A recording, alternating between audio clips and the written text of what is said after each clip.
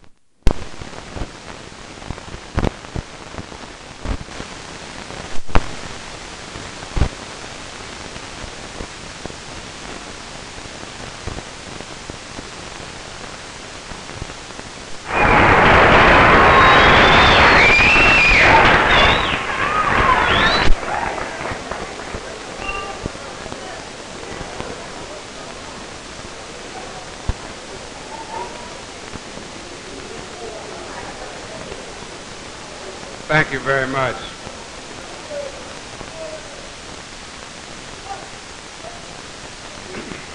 I'm a little nervous now. I'm not used to being around this many kids. I'm sorry, young lady. Young people, I'm sorry. I'm going to try to do something I've never tried before. I wanted to make sure that I didn't make too many mistakes in my English. So I tried to write down some of the things I wanted to say. And then I found out I couldn't read too well.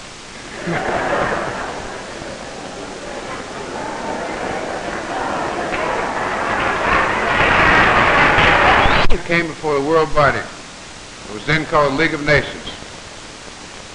This man was Haile Selassie. He asked the League of Nations to help his country out because he was being invaded by outside powers. And the purpose of the League of Nations was to keep world peace. And because he was an African, they treated him like a clown. They laughed at him. No one paid attention to him. France,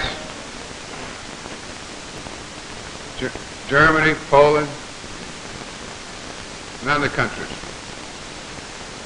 As it turned out, if they had listened to him, they might have saved themselves a lot of grief, because they could have prevented the Second World War. But they didn't come to his aid. The people that laughed the loudest suffered the most. And there are small fires all over the United States.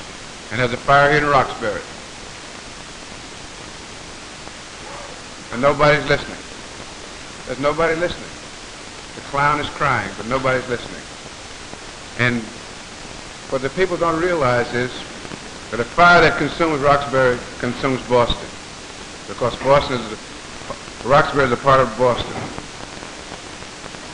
A few weeks ago, I was invited to Washington by the President of the United States to take part in a conference entitled To Fulfill These Rights.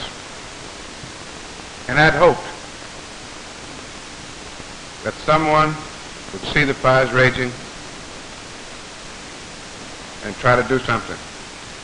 But I was hoping against hope. Then I came home. 2 days later, I received another invitation from the President of the United States to come to the White House for a reception in honor of the presidential scholars. There were 121 young high school students picked from the 50 states of the United States and Puerto Rico. Out of this number, there were 6 Negroes, one of which was from Boston, from Brighton. His name was Craig York. I was very proud of Craig, as I was proud of all the presidential scholars. But I was disappointed none of them came from Roxbury. I'll admit that would have been a tough thing, because the way the schools are in Roxbury now, they stunt the intellectual growth of the students. And a week after that, the President of the United States spoke again to me and you and every citizen of the United States, and particularly people here in Roxbury. He named 10 of the poorest communities in the United States in major cities, and Roxbury was in that 10. And you know, lately we've been hearing a lot about the new Boston. Prudential Tower, everybody's so proud of, the Government Center, Turnpike Extension, new buildings, bank buildings. But while all this new Boston is being developed, Roxbury is one of 10 poorest communities in the United States.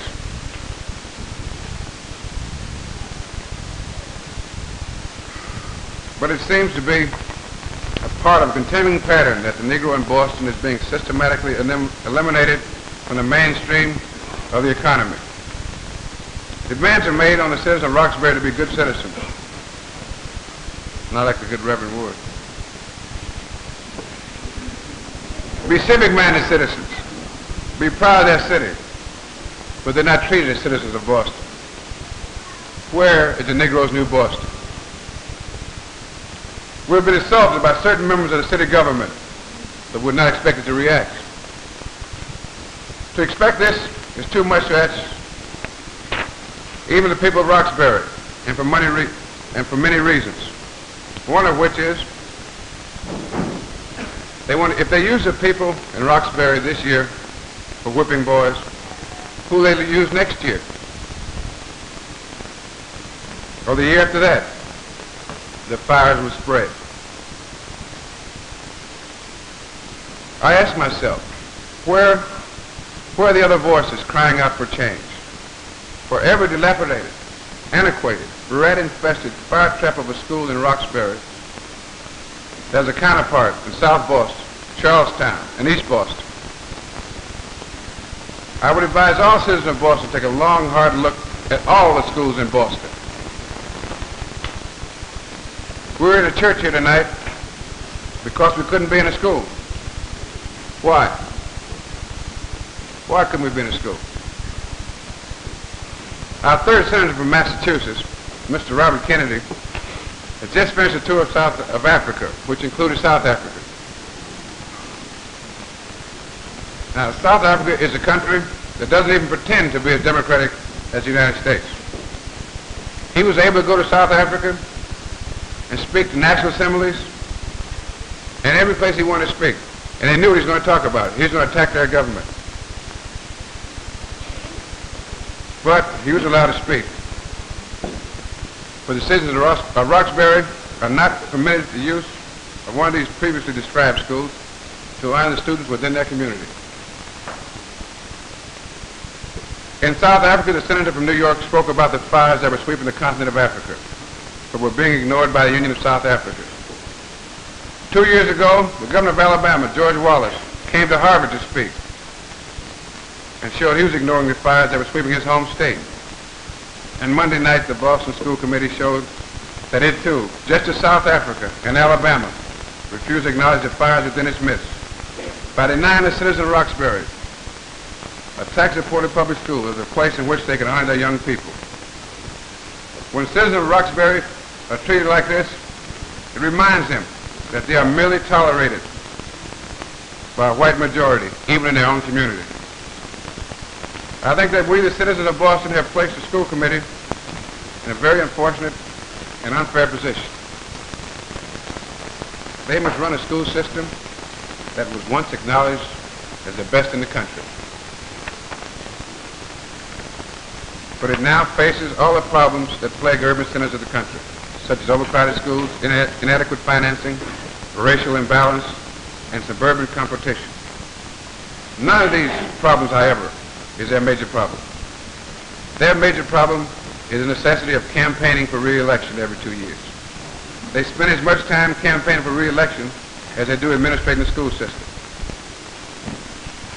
Dr. James Conant, former president of Harvard University and one of the most widely respected educators in America,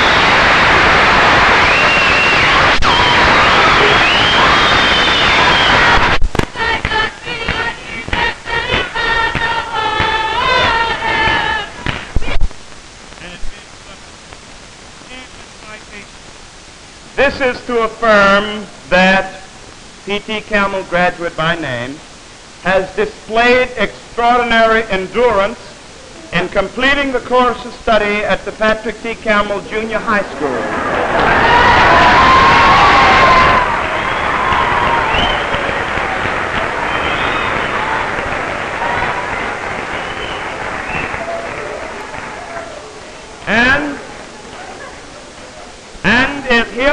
awarded this diploma, given in Roxbury, Massachusetts, June 22nd, 1966. And it is signed by Mrs. Ellen Jackson, Reverend Virgil Wood, Mr. William Russell.